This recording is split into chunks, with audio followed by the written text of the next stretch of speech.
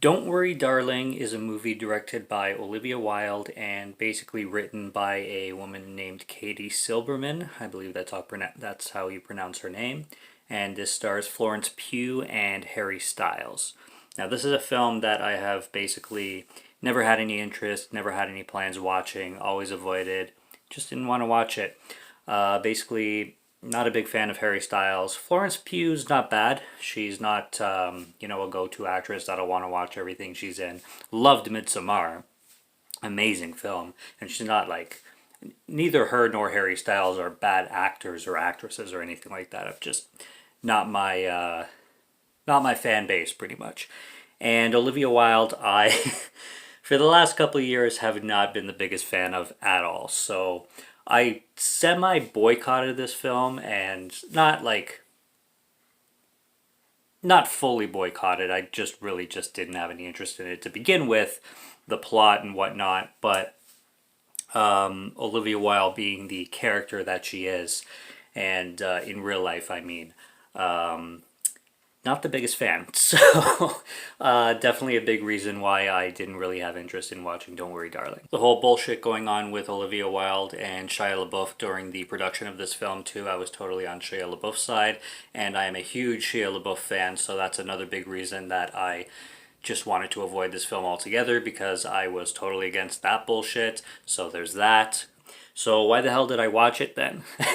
If I don't like who's in it, and don't like what's behind it, and not into the story, and basically it's not a movie for me. Well, I did see it reviewed from a few channels, including one of my favorite YouTube channels, and they talked pretty well about it, and they praised the movie very well, and they got a little bit more in depth in it. So I thought, you know what the hell, it's streaming, so I'm gonna check it out. So this is going to be a spoiler review. This film has been out for a bit, so I'm just going to basically go through it and give it my thoughts. What we have going on is there's this community, kind of like a township, surrounded by desert pretty much, and it basically recreates the 50s. Like literally it's the 50s. Soundtrack is great, actually. I really like the music. Both the score, the 50s style music going on, as well as like the basic scores going on, the haunting, creepy scores that aside from the tracks that they play. And these people are living this posh, 50s style life. All the cars are 1950s. The men go to work, the women stay at home. They all got their 50s dresses. They're all cooking steak and stereotypical, drinking champagne and going to dinner parties at golf clubs and all the pretty lifestyle that you see in magazines, pretty much. And there's the star of the show, Alice, played by Florence Pugh, and Harry Styles plays this guy named Jack. And they star in it. There's this woman in this community who starts to act strange. She starts to question everything. She starts to get paranoid. And she starts to kind of bring to light things that are going on. And Florence Pugh's character, Alice, really starts to listen to this woman kind of thing, and realize it herself, and she starts to just see that things are off, seem that things are so artificial, nothing seems to be natural from what she can recollect in her mind. She's taking a bus ride one day through the desert, and she sees a plane crash, and she goes to investigate it by herself, and she comes across this, like, what they call headquarters, because this whole project, apparently they call it like Victory Circle or Victory something, I don't know. It ends up being basically a virtual world as the film goes on. But Florence Pugh's character, Alice slowly starts to notice this and get more and more into it, and more like, what the fuck is going on? Nothing seems real, and she ends up being crazy. There's these guys in red suits that run around everywhere. The Margaret character, who originally started getting paranoid and asking all these questions, at one point in the movie, she's on the roof of her house and she slits her throat and she falls backwards like 10 feet at least. And then Florence Pugh's character is running after her, and then these guys in red suits come to drag her away, and then she just wakes up at home again. And her husband's there, and she's like, what the fuck happened? And her husband is like, I got home from work, and you were sleeping. I was just cooking dinner for you. So things start to unravel. There's a dinner party at one point where Florence Pugh's character, I keep saying Florence Pugh's character, Alice, Alice, I'm just so familiar with Florence Pugh. Alice basically confronts this guy Frank, and Frank is this guy who's controlling everything. He runs this community kind of thing. He's like the cult leader. This film feels like a cult movie. This doesn't feel like the type of movie that I thought going into it that it was going to be. This is very cultish. I watched this film called The Sacrament, which I love. Sacrament is way better than this film. Just saying. That's my personal opinion, so take that with a grain of salt. But The Sacrament by Ty West, definitely recommend. But this is like a cult theme that you see going on throughout this film.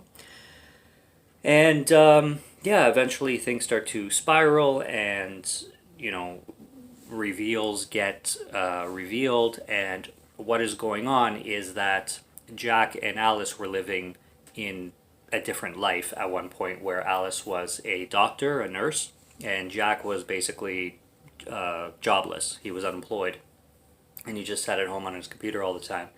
And he was getting very depressed because his wife was working like, she said she worked at one point a 30-hour shift. Do 30-hour shifts exist? Like, Jesus Christ, I know like nurses work hard hours, but 30 hours, is that even legal? Anyway, she's working her ass off, and this guy is just like, he's feeling uncomfortable with his life. So there's this program where he can create this virtual world with her, except he does it without her knowledge or without her knowing. She's basically bedridden, and she has these things in her eyes, and he basically is in control of everything. So she's in this beautiful 1950s world all the time, and he is too with her, but he has to come out every once in a while, and he can come back to the real world. So you got a Matrix thing going on kind of thing, where she's starting to figure out that this 50s world is not is artificial, it's not real. So like I said, this film, I thought it was going to be really, it is. I thought it was going to be really heavy-handed with the agenda stuff, and it is really heavy-handed with the agenda stuff. But it's not like, Olivia Wilde plays a supporting role in this film as well, and I got to give credit where credit is due. Now, I thought with her character that she was going to play this 1950s housewife who cooks and cleans and is all like perfect, but make kind of like a parody out of it, or make kind of like satire out of it, because that's how Olivia Wilde is. And I thought she was gonna like really drive home that it's like, why are women supposed to be expected to do everything, and why are women expected to do this shit and expected to do that shit? And I thought she was gonna paint this character so over the top, so in your face. And she actually plays it kind of grounded. I was really surprised. She plays it tame, and she is that posh 1950s housewife who, has her man and everything, but she doesn't do it in this over-the-top way that she was going to.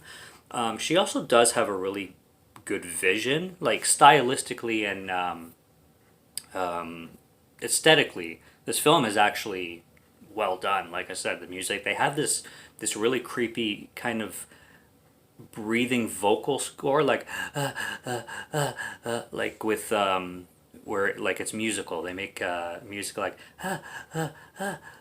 and it really adds to the atmosphere, and it's really creepy. Visually, there's a lot of like hallucination style scenes, dream scenes. So it's a good movie to look at, and she definitely knows how to make an artistic kind of, I wouldn't go as far as saying art house, but definitely a stylistic film for sure. But does the bitch ever drive home that men want to enslave women? My Jesus Christ Lord. There's a scene at the end of the movie where everything, Florence Pugh finally realizes what's going on. She smacks her husband in the head with a glass, and this ends up actually killing him in the real world. And then Olivia Wilde's character, her name is Bunny, I think. She comes into the house and she's like, "What happened?" And Florence Pugh had, just killed the guy. And then Bunny, Olivia's character, reveals that she all along knew what was going on, but she was going with it because I think in real life she lost her kids, and in this world she could have kids, so she pretended to live the happy go lucky lifestyle of this 50s fake world kind of thing with this perfect husband and this perfect housewife, whatever you want to call it, conservative lifestyle kind of thing. And she accepted it kind of thing. And Florence Pugh's character, when she's having an argument with Jack, when she figures everything out, she was like, "It's my life and you don't have no control over it," which is true. Like, obviously. Like, Jack is a horrible person in real life for entrapping his wife, basically turning her into a vegetable and forcing her to live out this fantasy world that she has no idea what it is. And he's a selfish prick. Except Olivia Wilde, being Olivia Wilde, is like, all men are like this. It's like, fuck you, no. That's not the case. This is the problem. When these films are delivered so heavy-handedly, there's a scene where this one woman, Frank is, like I said, the cult leader, the main guy who is controlling this whole world. And his wife, eventually, she's in the kitchen and she also, again, for the first time realizes what's actually going on. And she goes and she grabs a knife and she stabs Frank and then she twists it and she's like, "You stupid, stupid man. Now it's my turn." And I'm just like, here comes Olivia. Here comes, or Katie, Sullivan. I'm sorry, I forget her name. Katie Sullivan. She wrote the screenplay and she wrote the story. Olivia Wilde directed. She did not write this, but her views are definitely painted all over the movie, 100%. Now, of course, again, and I watched this movie because I watched a review on YouTube on it from a channel that I very much admire, so I wanted to check this out for myself. And I can't judge a movie without watching it, so I gotta separate the art from the artist. If I don't like the artist, whatever. I mean, I love the film Jeepers Creepers, and we all know about the director of Jeepers Creepers, so that's the biggest example where I separate the art from the artist. I don't want to, but I can't deny that Jeepers Creepers is a bad movie because I can't say that because it's not. So we're not talking about Jeepers Creepers. I'm just making a point. I'm not going to say I'm not going to watch this movie because it's directed by Olivia Wilde. I just don't want to be that guy. Those people are dumb. Like, oh, this guy's in that movie or that woman's in that movie. I'm not going to watch it. I'm just going to fucking forget about it. I don't like to be that way. But this movie was really not for me. Also, this movie felt like nothing I've never seen before. I mean, it's very beat for beat, and like everything in it I've seen in other things. It's a really nice looking movie, but I've seen it all before. There's nothing new in this movie at all. There's zero. I'm talking zero. Like, nothing in this movie is new. It's just a really, really nicely done rehash of things we've all seen before. A story about repression, but the repression coming from one side and the belief system that, one sex is all the same and this is like, all men do this. And I don't like that because, I mean, in reverse, it would be just as stupid if you create an art project where like all women are evil and all women are horrible people who will just go cheat on their husbands and just be whores and sluts and all that shit. It's stupid. It's dumb. You don't categorize things. I know that we live in a world where everything is polarized and you're either on one side or the other, and there really isn't. It's rare that there's a middle ground, but a middle ground is nice to have sometimes. So basically, Don't Worry Darling is what I expected, but at the same time, not what I expected. It's a little bit better than I expected stylistically and aesthetically, and it's a smart made movie, but it's nothing I haven't seen before, and it's just not a film for me, plot wise. So although like Olivia Wilde's old stuff, like she was really good in Her. I recently saw Alpha Dog, and I totally forgot that she was in that. Turistas, I love her in Turistas. I I watched. I tried to watch Booksmart, which was also directed by Olivia Wilde. I don't think I got 2 minutes into Booksmart. I might give Booksmart another chance, but I turned it on. I'm like, I'm done. It was like a minute and a half. I'm like, I'm done.